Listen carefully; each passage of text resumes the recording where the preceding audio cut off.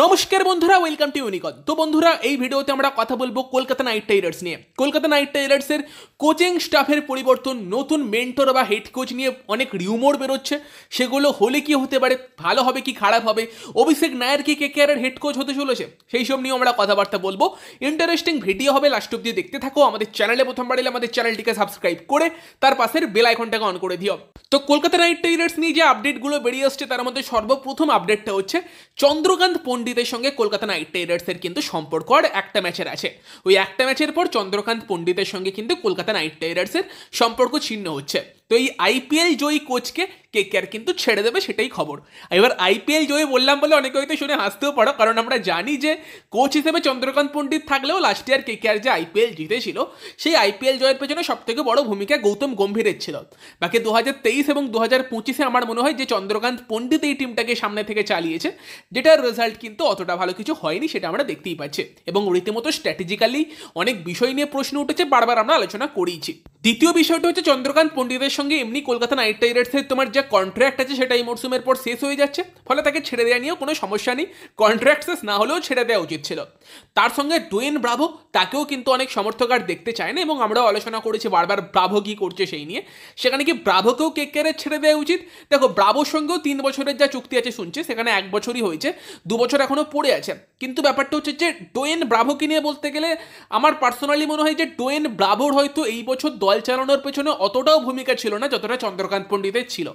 কারণ ব্যাপারটা হচ্ছে যে দেখো, আমরা আফগানিস্তান টিমের হয়েও ডোয়েন ব্রাভোকে যতটা অ্যাক্টিভ দেখেছি, যত মানে বাইরে থেকে আফগানিস্তান টিমকে ইনপুট দিতে দেখেছি, সেটা কিন্তু কলকাতার দলে আমরা দেখতে পাইনি। যেটা আর একটা বিষয়ে প্রশ্ন তোলে যে ব্রাভোকে কতটা ইনভলভ করেছিল চন্দ্রকান্ত পণ্ডিত, অজিঙ্ক্য রাহানেরা টিমের আর কি ভেতরের মধ্যে ব্রাভোর কত ইনপুট ছিল সেই নিয়ে প্রশ্ন উঠবে। এবং আমার মনে হয় পার্সোনালি যে ব্রাভোর থেকে হয়তো চন্দ্রকান্ত পণ্ডিত, অজিঙ্ক্য রাহানে তারাই কিন্তু নিজেদের মতো করে টিম চালিয়েছে, যেটা বাইরে থেকে দেখে আমার পার্সোনালি মনে হয়েছে। আর যদি এটা হয়েও থাকে, তারপরও বলবো ব্রাভো যে বিশাল কোনো মাস্টার ট্যাকটিসিয়ান সেটা নয়। আমরা আইএল টি20তেই দেখেছি যে ব্রাভো কিন্তু সাধারণই কোচিং করিয়েছে, ফলে সেই জায়গাতে ব্রাভোকে কলকাতা রাখবে কি রাখবে না সেটা একটা দেখার বিষয়। রেখে দিতে পারে, দলের কোনো একটা কোচিং পদে রেখে দিতে পারে, মেন্টর করেই রাখতে পারে। তবে দল গঠনের দায়িত্ব বা দলের ট্যাকটিক্স সাজানোর দায়িত্বটা যেন এমন কারোর উপর থাকে যে ইন্টারন্যাশনাল ক্রিকেটটা ভালো করে দেখেছে, যার মধ্যে সেই এবিলিটি আছে। যেমন গৌতম গম্ভীরের ক্যাপ্টেন্সি নিয়েও কোনোদিন কোনো প্রশ্ন ওঠেনি, তার মেন্টরশিপ নিয়েও কোনোদিন কোনো প্রশ্ন ওঠেনি। ওই টাইপের পার্সোনালিটি দরকার যার মধ্যে সেই ব্যাপারটা আছে। এবং ট্যাকটিশিয়ানের কথা বললে সেখানে আমার তো মনে হয় ইয়ন মর্গানের থেকে বেটার আর কেউ হবে না। যদি কেকেআরের সম্ভব হয় তাকেই আনা উচিত। ইয়ন মর্গান এমন একজন ক্যাপ্টেন যে কিন্তু তার ক্যাপ্টেন্সি দিয়ে কলকাতাকে ফাইনাল খেলিয়েছিল, ব্যাটে ভালো রান না করতে পারলেও তার ট্যাকটিক্স কিন্তু অন পয়েন্ট ছিল। সেকেন্ডলি, ইংল্যান্ডের জাতীয় দলকে কিভাবে ইয়ন মর্গান পরিবর্তন করিয়ে দিয়েছিল সেটা আমরা দেখেছিলাম 2015 ওয়ার্ল্ড কাপের পর। 2019-এর ওয়ার্ল্ড কাপ যেতে ইংল্যান্ড দারুণ একজন ক্যাপ্টেন ছিল, সেই নিয়ে কোনো সন্দেহ থাকবে না। এবং ওই টাইপের ক্যাপ্টেন যে ছিল, তাকে যদি মেন্টর করা হয়, সে টিমকে নিঃসন্দেহে ভালো করে চালাবে, তার ট্যাকটিক্স নিঃসন্দেহে অনেক বেটার হবে, এবং তার বিদেশি সিলেকশনও অনেক বেটার হবে, এটা আমার পার্সোনালি মনে হয়।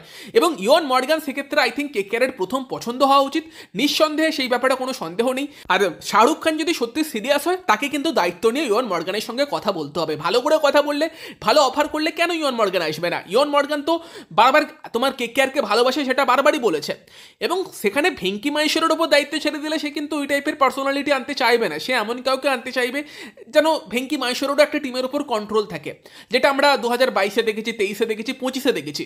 যখন 24-এ গম্ভীর ছিল, তার কিন্তু কন্ট্রোল অতটা ছিল না। এবার অনেকেই বলবে ভেঙ্কি মাহেশ্বরকেই কেকেআর কেন সরিয়ে দিচ্ছে না? আমার মনে হয় না সেটা হবে, কারণ ভেঙ্কি মাহেশ্বর দল যত খারাপভাবেই চালাক, আমার মনে হয় ভালো রকম লাভ দিয়ে দেয় ফ্র্যাঞ্চাইজিকে, শাহরুখ খানকে।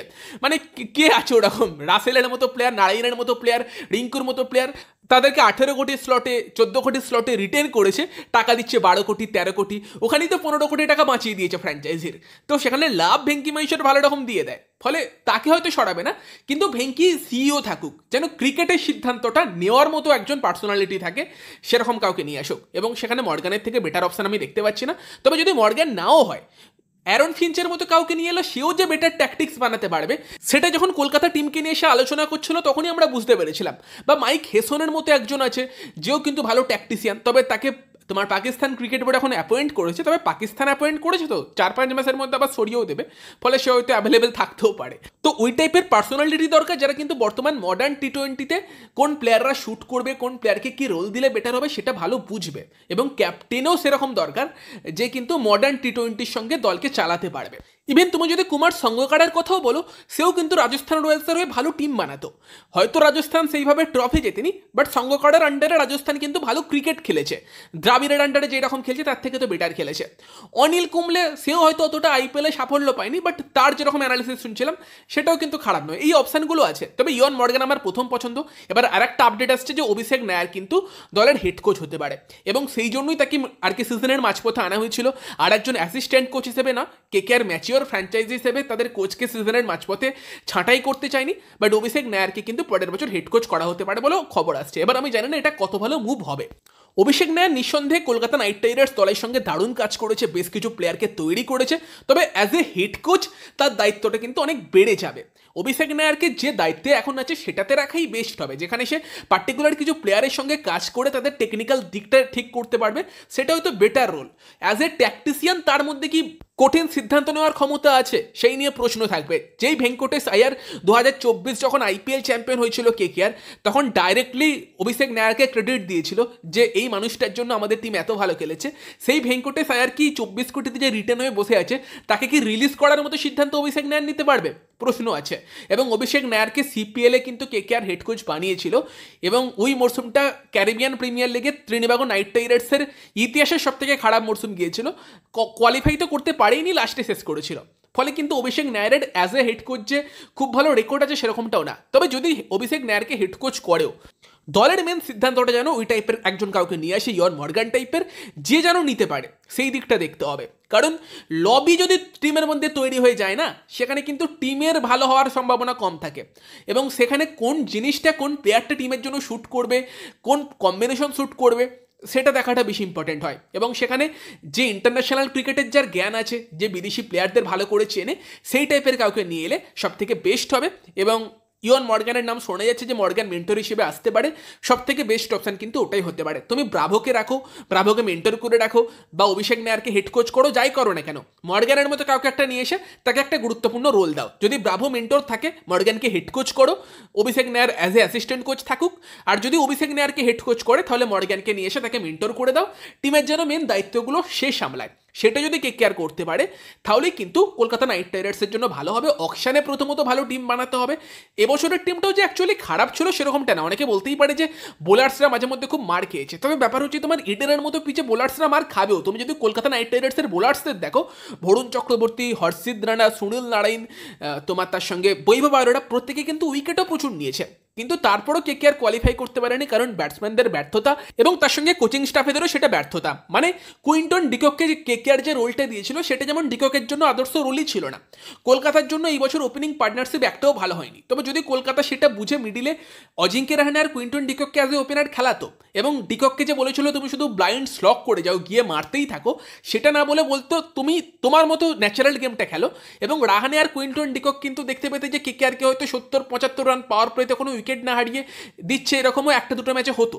কিন্তু কলকাতা কোনো সেটেল ওপেনিং কম্বিনেশনের দিকে যায়নি, ওপেনারদের ধুমধারাক্কা গিয়ে মারবে সেটাই রোল ছিল, এবং সেইগুলো ন্যাচারালি ক্লিক করেনি। যদি ওপেনার্সরাও ভালো স্টার্ট দিতে পারতো, পরের দিকে কিন্তু বাকি যেমন রিঙ্কু রাসেলের মতো প্লেয়াররা আরও বেশি এফেক্টিভ হতে পারতো। তো সব দিক থেকেই প্রবলেম ছিল, এবং প্রবলেম থাকার পরও সেটা সলভ না করতে পারা, সেটা definitely Kolkata night Riders management এবং ক্যাপ্টেনের ব্যর্থতা ছিল। সেই জায়গাতে চেঞ্জ দরকার, এবং যেটুকু খবর আসছে অভিষেক নায়ারকে হেড কোচ পদে প্রমোট করা হতে পারে, ইয়ন মর্গ্যান আসতে পারে, সেটাই কিন্তু এখন অবধি খবর আসছে। তবে সেই জায়গাতে ব্রাভোকে রাখবে কিনা সেই দিকে নজর থাকবে। ব্রাভো যেহেতু তোমার কেকেআরের বাকি সব ফ্র্যাঞ্চাইজির দায়িত্বে আছে, এবং সেটাই হয়তো একটা মেন কারণ যে ব্রাভোকে কেকেআরেরও দায়িত্ব দিয়েছিল, সেই দিকে নজর থাকবে। তবে আমার মনে হয় ব্রাভোকে যদি রাখতেও চায়, রেখে দিক, বাকি ফ্র্যাঞ্চাইজিগুলো ব্রাভো সামলাক, কিন্তু কেকেআর দলে মর্গ্যানের মতো কাউকে নিয়ে আসুক, মর্গ্যানকে হেড কোচ করে দিক, তার আন্ডারে অভিষেক নায়ার থাকুক, ব্রাভো মেন্টর থাকলে থাকুক, বাট যেন দলের সব সিদ্ধান্তগুলো মর্গ্যানের মতো কেউ নিতে পারে, এবং ব্রাভো যদি কোনো প্লেয়ারকে সাজেস্ট করে সেটা করতে পারে। বিদেশি সিলেকশনগুলো মেনলি মর্গ্যানই করুক, অভিষেক নায়ারের ওপর দেশি প্লেয়ার সিলেকশনের দায়িত্বটা দিক। যেমন অভিষেক নায়ার আমরা অনেক দেখেছি ভালো ভালো ইন্ডিয়ান প্লেয়ারকে তুলে এনেছে, তাদের সঙ্গে ভালো কাজ করেছে, নিঃসন্দেহে সেটা অভিষেক নায়ার করেছে, এবং অভিষেক নায়ার কিন্তু দারুণ একজন মেন্টর। তবে as a head coach tactically কতটা ভালো হবে বা কঠিন সিদ্ধান্ত নিতে পারবে কিনা সেই নিয়ে প্রশ্ন থাকবে। বাকি এটা তোমাদের মতামত জানিও। ভিডিওটা ভালো লাগলে ভিডিওটাকে লাইক করে দিও, শেয়ার করে দিও, আমাদের চ্যানেলে প্রথমবার এলে আমাদের চ্যানেলটিকে সাবস্ক্রাইব করে তার পাশের বেল আইকনটাকে অন করে দিও। তো চলো এই ভিডিওতে এই পর্যন্তই, বাই বাই।